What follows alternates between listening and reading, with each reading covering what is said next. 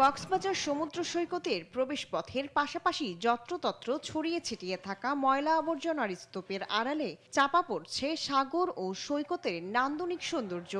দীর্ঘদিন ধরে জমে রয়েছে প্লাস্টিক বর্জ্য, চিপসের প্যাকেট, টিস্যু পেপার সহ ময়লা আবর্জনা। এছাড়া পুরো সৈকতের বালিয়াড়ি জুড়ে যত্রতত্র ছড়িয়ে রয়েছে পর্যটকদের ব্যবহৃত নানা আবর্জনা।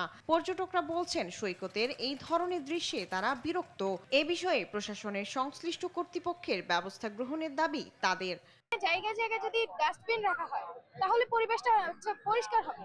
পর্যটক যারা আসে এরা এই যে প্লাস্টিক বা এই যে ময়লা আবর্জনাগুলো এখানে ফেলতেছে, হ্যাঁ, এই জিনিসটা এরা যদি না করে তাহলে এত ময়লা আবর্জনা হয় না। যারা হকার আছে তাদের উচিত একটা একটা ডাস্টবিন রাখা, যাতে খাবারটা পরিবেশটা নোংরা না করে।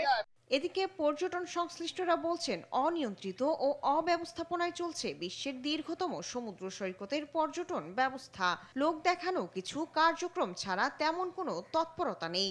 অস্বাস্থ্যকর পরিবেশ, পলিথিন এবং অনিয়ন্ত্রিত দোকানপাট, এইগুলার ব্যাপারে প্রশাসন এবং লোকাল প্রতিনিধি যারা আছে তাদেরকে আগে আসতে হবে।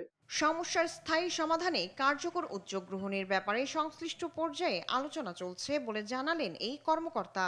টুরিস্ট পুলিশ সেখানে আমরা পাঠিয়েছি, টিম পাঠিয়েছি এবং ওনারাও এখান থেকে আজকে পরিচ্ছন্ন কর্মী পাঠিয়েছে এগুলিকে স্থায়ী সমাধানের জন্য একটা স্থায়ী ডাস্টবিনের ব্যবস্থা করার জন্য। বিচে যারা ব্যবসা করে এরকম অন্যান্য অংশীদার যারা আছে তাদেরকে নিয়ে প্রতি সপ্তাহের রবিবার আমরা হচ্ছে 2 থেকে 300 লোক নিয়ে একটা ম্যাসিভ ক্লিনিং করছি প্রতি সপ্তাহে।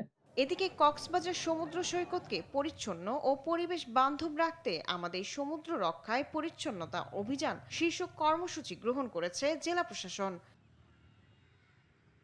শায়লা খান, নিউজ ডেস্ক, দেশ টিভি।